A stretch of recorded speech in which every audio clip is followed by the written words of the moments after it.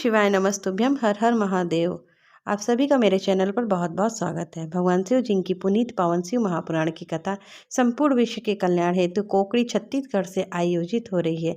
श्री आशुतोष शिव महापुराण की कथा आज 5वें दिन की कथा की विशेष जानकारी, पत्र तथा उपाय इस प्रकार है। आज की कथा में गुरुजी ने बताया, शिव महापुराण की कथा जहाँ होती है वह स्थान कुंभ मेले के समान हो जाता है। जब आपके आसपास के शहर में शिव महापुराण की कथा होती है तो वहाँ आपको अवश्य जाकर बाबा को प्रणाम करना चाहिए। शिव महापुराण रूपी कथा रूपी कुंभ का दर्शन अवश्य करना चाहिए। आज की कथा की पहली जानकारी। आज की कथा में गुरुजी ने माता पार्वती द्वारा पहली बार किए गए पुण्य व्रत के महत्व के बारे में बताया। यह व्रत 1 वर्ष का होता है। इस व्रत में 1 वर्ष तक एक वृक्ष के नीचे बैठकर शिव जी की पूजा अर्चना की जाती है और 1 वर्ष तक उसी वृक्ष की पत्तियों का भोजन के रूप में सेवन किया जाता है। 1 वर्ष के उपरांत पुण्य व्रत का उद्यापन किया जाता है। पार्वती जी ने यह व्रत श्रेष्ठ संतान की प्राप्ति के लिए किया था।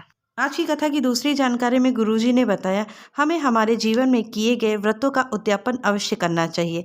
जब तक हम उस व्रत का उद्यापन नहीं करते तब तक हमें उस व्रत का फल नहीं प्राप्त होता है। जब हमारी कोई विशेष मनोकामना पूर्ण होती है या हमारे किसी व्रत का उद्यापन का दिन होता है तो उस दिन हमें महादेव को बेलपत्र, श्रीफल और धतूरा अवश्य समर्पित करना चाहिए। शिव जी पर धतूरा हमेशा विशेष कामना के लिए चढ़ाया जाता है और विशेष दिन चढ़ाया जाता है, जैसे शिवरात्रि, महाशिवरात्रि और प्रदोष के दिन। आज की कथा की अगली जानकारी।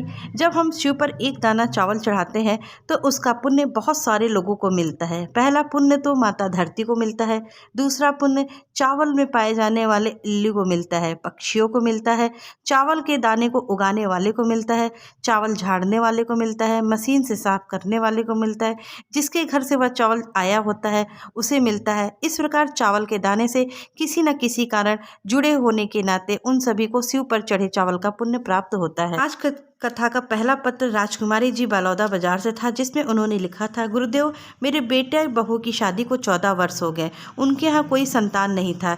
कई डॉक्टरों को दिखाया पर कुछ ना हुआ। उन्होंने तो यहाँ तक कह दिया कि संतान सुख है ही नहीं है।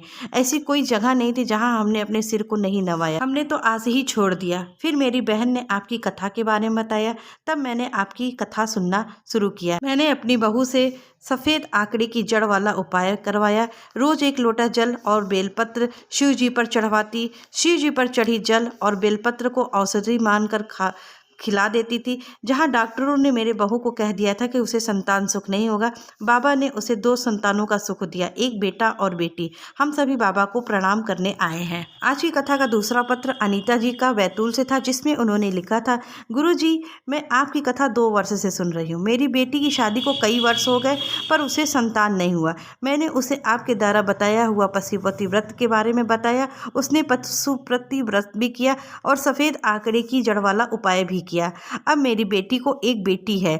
मैं यहाँ कथा पंडाल में बाबा को प्रणाम करने आई हूँ। आज की कथा का तीसरा पत्र शशि जी का था, जिसमें उन्होंने लिखा था, गुरुजी, मेरी नौकरी नहीं थी। मैंने संकल्प लिया कि मैं शिव मंदिर जाकर शिव को 1 लोटा जल चढ़ाऊंगी और नंदी के कान में ओम नमः शिवाय कहूंगी। मैंने कुछ ही दिन लगातार ऐसा किया और बेल वृक्ष के नीचे हर सोमवार को दिया भी लगाती थी। केवल 2 सप्ताह ही बीते थे, बाबा ने मेरी नौकरी पक्की कर दी। मैं यहाँ कथा पंडाल में बाबा को प्रणाम करने आई हूँ। आज की कथा का चौथा पत्र, जिसमें लिखा था, हमारी शादी को 8 वर्ष हो गए थे। हमें कोई संतान नहीं था। 8 वर्ष तक हमने कई डॉक्टरों को दिखाया, सब कुछ करके देख लिया, लेकिन हमें संतान सुख प्राप्त नहीं हुआ। तब मेरी बहन ने आपकी कथा का वीडियो मेरे व्हाट्सएप पर भेजा। तब हमने आपकी कथा को सुनना प्रारंभ कर दिया। आपके द्वारा बताए गए सफ़ेद आंकड़े की जड़ वाला उपाय तथा पीपल के पत्ते वाला उपाय दोनों किया। बाबा की ऐसी कृपा हुई कि मुझे संतान सुख की प्राप्ति हुई। हम सभी बाबा को प्रणाम करने कथा पंडाल में आए हैं। आज की कथा का 5वां पत्र सुनीता जी का बिलासपुर से था, जिसमें उन्होंने लिखा था, गुरुजी, मेरे पति का एक बार भयंकर एक्सीडेंट हो गया था। वह अकेले रोड पर पड़े थे, तभी किसी ने उन्हें हॉस्पिटल पहुंचा दिया। वहां के हॉस्पिटल ने उन्हें दूसरे हॉस्पिटल में रेफर कर दिया। डॉक्टरों ने हमें 72 घंटे का समय दिया था। उस समय अब मैं आपकी कथा सुनती थी, तभी मैंने शिव पर 1 लोटा जल चढ़ाया और वह जल झेल कर लेकर आई और अपने पति के ओठों पर लगाया और बाबा पे चढ़ी हुई एक बेलपत्र उनके बेड पर रख दिया। बाबा की ऐसी कृपा हुई, मेरे पति ठीक हो गए हैं। मैं और मेरे पति साथ में बाबा को प्रणाम करने आए हैं। आज की कथा में गुरुजी द्वारा बताया गया विशेष उपाय इस प्रकार है। जो शिव मंदिर शहर से जरा हटके होते हैं या सुनसान स्थान पर होते हैं या जहाँ कम ही लोग आते जाते हैं या कभी सफ़र के दौरान हमें रास्ते में ऐसा शिव मंदिर दिख जाता है तो हमें वहाँ शिव मंदिर जाकर शिवलिंग पर स्वच्छ जल चढ़ा देना चाहिए। इस प्रकार के शिव मंदिर में शिवलिंग पर जल चढ़ाने से हमें अपार सुख की प्राप्ति होती है। गुरु जी की अगली कथा महाराष्ट्र में 13 जनवरी से 17 जनवरी तक होगी। यह कथा 5 दिवसीय कथा है। इस कथा का प्रसारण समय शाम को यानी प्रदोष काल में 4 बजे से 7 बजे तक का है।